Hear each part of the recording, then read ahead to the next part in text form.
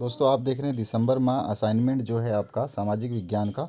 इसका solution Hindi medium के लिए, इंग्लिश मीडियम के लिए हमने अलग से डाल दिया है। ये क्वेश्चन पेपर के साथ साथ आपका सॉल्यूशन भी है। तो चलिए इसको देखते हैं पूरे सॉल्यूशन को। इनकी पीडीएफ लिंक हम वीडियो के डिस्क्रिप्शन बॉक्स में डाल देंगे। वहीं पर आपको सब कुछ मिल जाएगा। आपके सारे सॉल्यूशंस की प्लेलिस्ट भी वहीं बना रखी है, CGBSC 10th क्लास पेपर्स के नाम से। उसमें आप सारा सॉल्यूशन देख सकते हैं। वहाँ पे लिख दिया हमने सॉल्यूशन देखने के लिए, वहाँ पे क्लिक करना है आपको। तो पहला क्वेश्चन है जो है आपका, वन बिजली और ताप बिजली में क्या अंतर है। यहाँ पर आपने जो अभी क्वेश्चन देखा, क्वेश्चन पेपर देखा है, ये रहा पन बिजली और ताप बिजली में क्या अंतर है। तो इस आपका हिंदी मीडियम के सॉल्यूशन है, तो इसलिए हिंदी मीडियम में, इंग्लिश मीडियम के लिए अलग वीडियो बना दिया है। तो इसका पहला जो क्वेश्चन है, इसका हम सॉल्यूशन देख रहे हैं इसमें। तो कोई भी चार आपको बताना है। तो पन बिजली एक तरफ लिख देंगे और ताप बिजली एक तरफ लिख देंगे। पहला है आपका, जल विद्युत ऊर्जा जल से बनाई जाती है। तो यहाँ पे ताप विद्युत ऊर्जा जो कोयला से बनाई जाती है। दूसरा है, यह ऊर्जा का नवीनीकृत स्रोत है और यह ऊर्जा का अनवीनीकृत स्रोत है। ये पुराने हैं, एक नई है। और तीसरा है, इससे पर्यावरण प्रदूषण कम होता है पन बिजली बिजली से, क्योंकि जल की बात आ रही है, और इससे पर्यावरण प्रदूषण जो है वो अधिक होता है। अगर हम बात करें पन बिजली के लिए बने बड़े बड़े बांधों से बहुमूल्य वन और खेत खलिहान ज़मीन डूब जाते हैं, ये कभी कभी डैम टूटता है तो। और इसका जो है, ताप बिजली के लिए बने बड़े बड़े खदानों के कारण बहुमूल्य वन नष्ट हो जाते हैं। ठीक है, वो उसमें डूबते हैं लेकिन इसमें नष्ट होने के ज़्यादातर चांसेस होते हैं। तो ये आपका पहला क्वेश्चन का सॉल्यूशन है। इसके बाद हम बात करते हैं सेकंड क्वेश्चन का, जिसमें पूछा गया आपसे, खनन से किस प्रकार के पर्यावरणीय दुष्प्रभाव हो सकते हैं, उसका क्या निदान है। तो दुष्प्रभाव आपको बताना है। तो पहला दुष्प्रभाव होगा, खनन से उस क्षेत्र का पर्यावरण असंतुलित होता है और जनजीवन अस्त व्यस्त हो जाता है। दूसरा आपका दुष्प्रभाव हो सकता है, कृषि योग्य भूमि बंजर हो जाती है। ठीक है, तीसरा भी आप अपनी मर्जी से कोई लिख सकते हैं। इसके बाद में अगर हम निदान की बात करें, तो खनन के पश्चात पुनः नवीनीकरण के लिए अत्यंत आवश्यक है वहाँ वृक्षारोपण करना, सबसे इम्पोर्टेंट चीज़ है। दूसरा है आपका, जो उस क्षेत्र के जैव ईंधन को बनाए रखते हुए छोटे छोटे क्षेत्रों में वन लगाया जाना चाहिए, जिससे आपको क्या होगा, जो है आपने अगर वन वगैरह वहाँ पे प्रदूषण हो रहा है तो वन उसमें सहायक हो जाएंगे उसको कम करने में।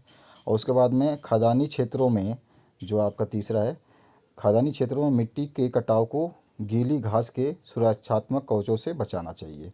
तो इस तरह से इसका सॉल्यूशन आपको लिख देना है। क्वेश्चन नंबर 3 की बात करें, हिटलर और नाजी पार्टी ने जर्मनी पर अपनी तानाशाही किस प्रकार स्थापित की होगी, ये आपको बताना है। तो फरवरी सन 1933 में हिटलर ने जर्मनी में संसदीय व्यवस्था को समाप्त कर दिया। नाजी पार्टी के अतिरिक्त अन्य राजनीतिक दलों तथा मजदूर संगठनों पर पाबंदी लगा दी गई। जर्मनी के नाजी धारा के अनुकूल नियंत्रित करने के लिए विशेष देखरेख एवं सुरक्षा दलों का गठन किया गया। अपराध नियंत्रण, गुप्तचर सेवा, सुरक्षा सेवा जैसी नाजी दल समर्थक संस्थाओं को असीमित संवैधानिक अधिकार प्राप्त कर दिए गए। नाजी दल के विरुद्ध विचारधारा रखने वाले संगठनों को बलपूर्वक समाप्त कर दिया गया। सन 1933 में यातना शिविर स्थापित किए गए, जिसमें नाजी दल का विरोध करने वालों को बंदी बनाया, अपमानित किया, वो मारा भी गया। सन 1939 तक लगभग 30,000 लोगों को देशद्रोही के नाम पर मृत्युदंड दिया गया। इस प्रकार हिटलर और नाजी पार्टी ने जर्मनी पर अपनी तानाशाही स्थापित कर ली। ये है आपका सॉल्यूशन। इसके बाद में आ जाते हैं फोर्थ क्वेश्चन के सॉल्यूशन पे। तो संयुक्त राष्ट्र सुरक्षा परिषद में 5 देशों का विशेष अधिकार दिए गए, ऐसा क्यों किया गया, वह उचित था। अपने शब्दों में आपको अपने विचार प्रकट करने हैं। तो सबसे पहले आप आ जाइए यहाँ पर, देखिए, संयुक्त राष्ट्र सुरक्षा परिषद में 5 देशों को संयुक्त राज्य अमेरिका, ब्रिटेन, फ्रांस, सोवियत रूस और चीन, इन देशों के विशेष अधिकार दिए गए। ये देश संयुक्त राष्ट्र संघ के स्थायी सदस्य थे। उन्हें जो अधिकार दिया गया वह वीटो का अधिकार था। किसी निर्णय पर राष्ट्र को अर्पित होने पर अन्य देशों को वे उस निर्णय को सैनिक बल के आधार पर लागू कर सकते थे। इसलिए यह व्यवस्था की गई कि यहाँ उचित इसलिए था क्योंकि इसके कारण संयुक्त राष्ट्र संघ सफल हो सका। सबसे मेन इंपॉर्टेंट चीज़ थी।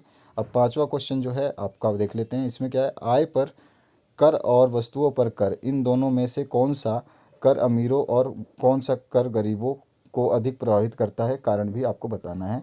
तो आय कर अमीरों को, वस्तु कर गरीबों को प्रभावित करता है।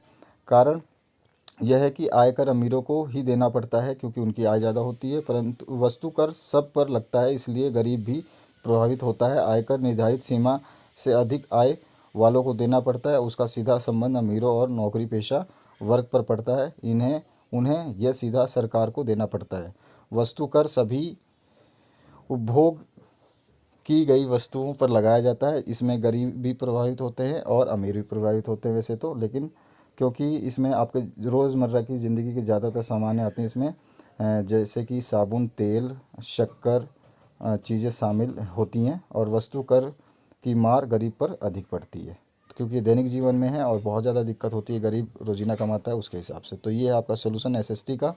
इसी तरह से हमने आपके जो है एसएसटी के इंग्लिश मीडियम में अगर कोई स्टूडेंट है तो वो उसको भी देख सकता है, उसके लिए हमने अलग वीडियो बना दी है। सभी की लिंक इसी वीडियो के डिस्क्रिप्शन बॉक्स में पीडीएफ फाइल भी दे दी है, तो आप ज़रूर उसको देख सकते हैं। और लाइक करना, शेयर करना और सब्सक्राइब करना तो बिल्कुल ना भूलें, ताकि दूसरों की भी मदद कर पाएँ। Thank you very much for watching this video till the end.